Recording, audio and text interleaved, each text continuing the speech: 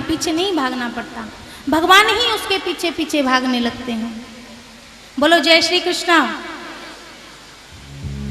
सकल भुवन मध्य निर्धनास्ते धन्या निवसति हृदय येषाम श्री हरेर भक्ति रेखा हरिरपि निजलोकम सर्वथा तो विहाय प्रविशति हृदय तेषां भक्ति सूत्रोपनतः।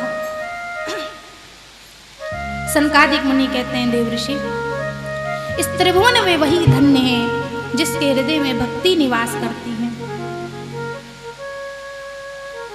देखिए, मंदिर में जाना, ठाकुर जी का दर्शन करना, उनके नाम की माला जपना, ये सब भक्ति की भूमिका है, भक्ति नहीं है। ध्यान से समझिएगा। आप वृंदावन घूम आए, श्री बिहारी जी का दर्शन कराए, यमुना जी में स्नान कराए और आपने सोच लिया कि हम भक्त हो गए, या इसे ही भक्ति की परिपूर्णता मान लिया, तो ये भक्ति नहीं है। भक्ति की भूमिका तो कहा जा सकता है और भूमिका आवश्यक भी है। भगवान की कथा सुनना, नित्य मंदिर जाना, ठाकुर जी के श्री विग्रह का दर्शन करना, उनके नाम की माला जपना, ये सब भक्ति की भूमिका है, भक्ति नहीं है। नींव मजबूत हो तो महल भी बढ़िया बनता है। भूमिका यदि बढ़िया हो तो ग्रंथ भी बढ़िया होता है। प्रश्न ये है कि भक्ति क्या है। 1 घंटा हम ठाकुर जी के सामने बैठे, उनका पूजन किया, अर्चन किया, उनके नाम की माला जपी, तो ये तो हुई भक्ति की भूमिका, क्रिया। अब 1 घंटे में 5 मिनट या 10 मिनट या केवल 2 ही मिनट भगवान के चिंतन में मस्ती आ गई, तन्मयता आ गई। इस जगत का भान भूल करके केवल उसी का स्मरण बना रहा, सच्ची भक्ति बस वही है। बाकी सब भक्ति की भूमिका है। तो भूमिका से ही भक्ति जागृत हुई। भूमिका आवश्यक तो है पर परिपूर्ण नहीं है। यदि आप गिनती कर रहे हैं कि हमें 16 माला जपनी है और जपते जा रहे हैं, तो वो केवल क्रियात्मक है, भक्ति की भूमिका है। जितने क्षण भगवान के चिंतन में हम तन्मय हो जाएं, वो क्षण भक्ति का है। सनकादिक मुनि कहते हैं, सकल भुवन मध्य निर्धनास्ते धन्या। पर वो 2 क्षण की भी भक्ति जो जागृत हुई ना, वो हमें इतनी परिपूर्णता देगी कि इस संसार के बहुत से क्लेश, बहुत से दुख हम अपने आप ही भूल जाएंगे। प्रयास करना चाहिए कि वो 2 क्षण जो भक्ति का जागृत हुआ ना, वो फिर वो 5 मिनट हो, फिर वो 10 मिनट हो, और वो समय अधिकाधिक बढ़ता चला जाए। भक्ति वह है।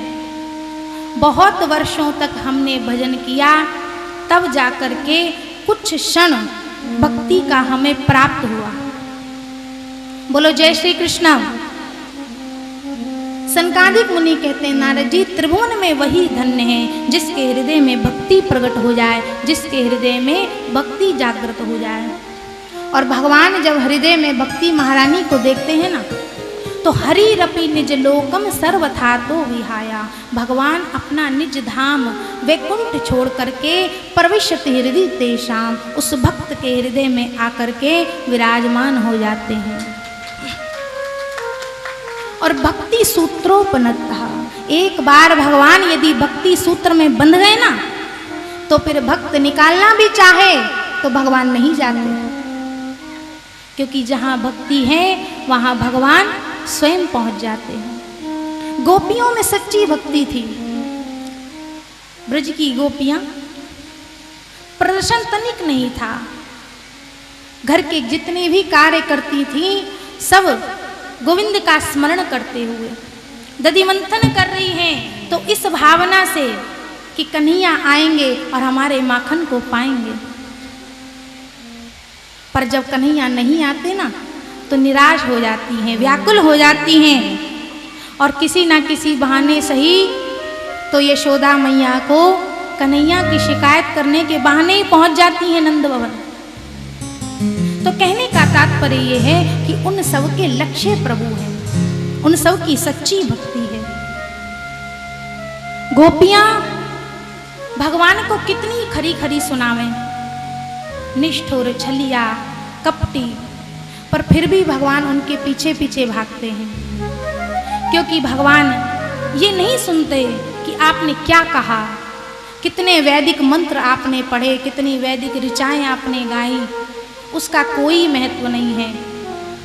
तुम क्या बोले इसका कोई महत्व नहीं है, पर कहाँ से बोले, कैसे बोले, इसका बड़ा महत्व है। तुमने क्या दिया इसका कोई महत्व नहीं है, पर कैसे दिया, किस भाव से दिया, उसमें प्रेम है या नहीं, इसका बड़ा महत्व है। दुर्योधन के बहुव्यंजन भी भगवान ने ठुकरा दिए, क्योंकि उसका भाव शुद्ध नहीं था, प्रेम नहीं था। और विदुर के सूखे साग को भी भगवान ने स्वीकार किया। तो कहने का तात्पर्य पदार्थ का महत्व नहीं है, उसमें भाव कैसा है, प्रेम कैसा है, भगवान तो उस पर रीझते हैं। बोलो जय श्री कृष्ण। एक बार बड़ा सुंदर प्रसंग आता है। देवऋषि नारद वृंदावन में घूम रहे थे और वृंदावन में यमुना तट पर नारद जी ने देखा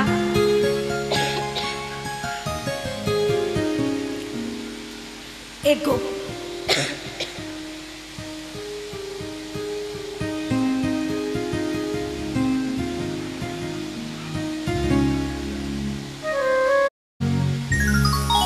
नारद जी ने देखा एक गोपी की समाधि लगी है, नेत्र बंद करके गोपी बैठी है यमुना तट पर। नारद जी को बड़ा आश्चर्य हुआ कि बड़े बड़े योगियों को तो ध्यान लगा के देखा है, पर ये गांव की ग्वालनी किसकी समाधि लगा करके बैठी है। और योगी मुनि, योगेंद्र मुनीन्द्र, संत महात्मा, अमलात्मा, बिमलात्मा जिसका ध्यान करते हैं, वो ब्रह्म तो श्री कृष्ण के रूप में साक्षात ब्रज की ब्रजवीतियों में घूम रहा है, विचरण कर रहा है। तो वो ब्रह्म तो इस गोपी के पीछे पीछे भागता फिर रहा है, फिर उस ब्रह्म को छोड़ करके गोपी यहाँ यमुना तट पर किसका ध्यान करने आई है। नारद जी को बड़ा आश्चर्य हुआ। बड़ी देर तक उस गोपी को देखते रहे। थोड़ी देर में गोपी के नेत्र खुले। नारद जी ने पूछा, देवी ये आंख बंद करके क्या कर रही थी, किसका ध्यान कर रही थी। गोपी ने देखा नारद जी तो प्रणाम किया, बोली महाराज अरे मैं का जानू ये ध्यान व्यान, मैं काऊ को ध्यान न कर रही थी, तो फिर क्या कर रही थी आंख बंद करके। तब गोपी ने कहा, बाबा आज मैं एक अपनी समस्या सुनाऊं आपको। तब नारद जी ने बैठ करके गोपी की समस्या सुनी। गोपी ने कहा, बाबा और दिना की तो का सुनाऊं, आज ही की सुनो। आज सवेरे सवेरे जब मैं जगी तो सासू जी बोली, बहू जा जल्दी जा कर के गैया दोहला। तब मैंने दोहिनी उठाई और गौशाला में गैया दोहवे को आ गई। अब गैया दोहवे लगी कि नंद को छोरा आ गयो और मोते मुस्कुराते भयो बोलो, बावी अरे सवरोई दूध दोलेगी का मोको ना पिवाएगी, सवेरे ते भूखो डोल रहा हूँ, बड़ी जोर ते भूख लगी है। मोको दया आ गई। मैंने कही, लाला तो को भूख लगी है तो चल मेरे पास में आके मुँह खोल के बैठ जा, मैं गैया की धारोष्ण दुग्ध धारा तो को पिवाए दूंगी। और वो नंद को छोरा मेरी बगल में मोड़ो फाड़ के बैठ गयो और मैं गैया की धारोष्ण दुग्ध धारा वो को पिवाए लगी। और थोड़ी देर में सासू जी आके चिल्लाई, अरे बहू भांग पी के बैठी है का, कितको धो रही है। और तब मैंने देखो बाबा वहाँ कोई नंद को लाला ना है, वो मात्र मेरे मन की कल्पना हती। सबरो दूध मैंने धरती में पाए। मोको बड़ी लज्जा आई। महाराज में का कहती, सवेरे सवेरे सासू जी की 1000 गाली सुननी पड़ी। सासू जी चिल्लाई और बोली, जा जाके धान कूट ले, चावल बनाने हैं आज। अब मैंने मूसल उठायो और धान कूटवे लगी। इतने में ही वो नंद को लाला फिरा गयो और मोते मुस्कुराते भयो बोलो भाभी बिल्कुल नाराज है गई का, बात ना करेगी मोते, ऐसी मीठी मीठी बात करे महाराज सबरी गुस्सा मेरी ठंडी है जाए। और मैं वाके संग बैठ के बात करवे लगी और थोड़ी देर में जब सासू ने सुनी तब आकर के फिर चिल्लाई, अरे बहू कौन ते बड़बड़ाए रही है, कौन ते बात कर रही है। तब मोको होश आयो, मैंने देखियो कोई नंद को लाला ना है, मैं अकेली बैठी बैठी बात कर रही।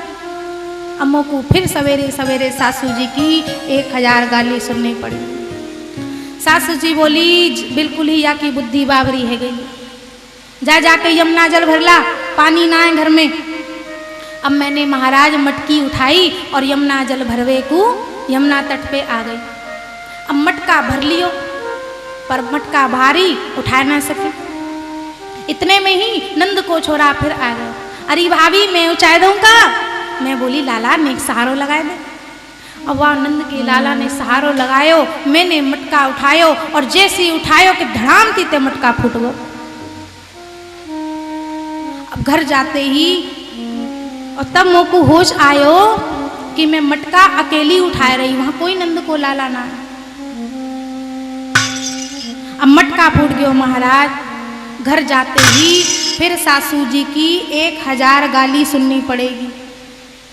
सोई बाबा आज मैंने प्रतिज्ञा कर ली है कि जब तक ये नंद को छोरा मेरे भीतर रहेगो तब तक मोहे घर को कछु काम ना करन देगो। सो आंख बंद करके आज मैं यही अभ्यास कर रही कि कैसे भी ये नंद को लाला मेरे हृदय से बाहर निकस जाए, क्योंकि जब तक ये रहेगो तब तक मेरो पूजा पाठ में घर के कामन में नेको मन ना लगवे वारो। पर बाबा मैंने बड़ी कोशिश करके देख ली, ये वो तो मेरे भीतर ते निकसे ना है। अब आप ही कुछ उपाय बता दो कि ये बाहर कैसे जाएगा। गोपी की समस्या सुन करके नारद जी तो सिर पकड़ के बैठ गए, हे भगवान ये समस्या तो आज जीवन में पहली बार सुनी। अरे बड़े बड़े महात्मा घर छोड़ करके इसलिए जाते हैं कि उस परमात्मा में भगवान में थोड़ा मन लग जाए, इसलिए घर द्वार को छोड़ते हैं। यम नियम आसन प्राणायाम प्रत्याहार धारणा ध्यान समाधि ये सब इसलिए किया जाता है कि उस परमात्मा की एक झलक मिल जाए। सारा जीवन साधना करते करते योगाभ्यास करते करते बीत जाता है और कहीं बुढ़ापे में भी जाकर के एक झलक उस भगवान की मिल जाए ना तो बड़े बड़े संत योगी नाचने लगते हैं महाराज कि आज कुछ चमत्कार हुआ, आज हमें कुछ अनुभव हुआ।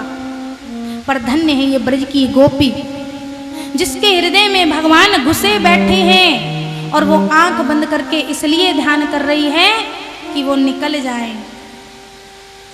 प्राणी का मन विषयों में इतना आसक्त है, विषयों का इतना रसिक है कि आंख बंद करके यदि भजन करने बैठो भी ना, ध्यान लगाने बैठो भी तो वही सब विषय याद आते हैं, वही सब बातें याद आती हैं। अरे अभी वहाँ जाना है, उससे मिलना है, ये कार्य करना है, वो करना है। परंतु इस ब्रजवनिता को तो देखो जो विषयों में मन लगाना चाहती है, इस संसार के घर गृहस्थी के कार्यों में मन लगाना चाहती है, पर मन में माधव ऐसे समा गए हैं कि उसका मन घर के कार्यों में लगने ही नहीं देते। तो कहने का तात्पर्य यह है कि उसका रंग जल्दी से चढ़ता नहीं है और चढ़ जाए तो फिर उतरता नहीं है। सूरदास कारी कामर पे चढ़े न दूजो रंग, काले रंग पर दूसरा कोई रंग नहीं चढ़ता, काले रंग पर दूसरा कोई रंग प्रभावित नहीं होता। तो कृष्ण रंग में जिसका मन एक बार रंग गया फिर उस पर इस संसार का दूसरा कोई रंग प्रभावित नहीं होता, कोई रंग नहीं चढ़ता। बोलो जय श्री कृष्ण। तो कहने का तात्पर्य एक बार भगवान यदि भक्ति सूत्र में बंध गए ना तो फिर भक्त निकालना भी चाहे तो फिर भगवान नहीं जाते। सूत जी कहते हैं ऋषियों, अब देव ऋषि नारद ने सनकादिकों से कहा भगवान हमने ये प्रत्यक्ष देख लिया कि भागवत के श्रवण मात्र से अपने पुत्र ज्ञान वैराग्य के साथ किस प्रकार से पुष्ट होकर के नाचती है। पर कृपा करके अब हमें ये बताइए कि भागवत के श्रवण से केवल भक्ति ज्ञान वैराग्य ही पुष्ट होते हैं अथवा पापियों के पाप भी नष्ट हो सकते हैं? और यदि हो सकते हैं तो कैसे कैसे पापियों के पाप नष्ट हो सकते हैं? सनकादिक मुनि मुस्कुराते हुए बोले, ये मानवा पाप कृतस्तु सर्वदा सदा दुराचार रता विमार्गगा क्रोधाग्निदग्धः कुटिलाश्च कामिनः सप्ताह यज्ञेन कलौ पुनन्ति ते। सनकादिक मुनि कहते, नारद जी हम तो कहते हैं कि जिसने जीवन भर पाप करने के अतिरिक्त दूसरा कोई कार्य किया ही ना हो, नंबर 1 का पापी, प्रथम श्रेणी का, जीवन भर जिसने अत्याचार दुराचार पापाचार भ्रष्टाचार में ही अपना जीवन समर्पित किया हो, ऐसा महापापी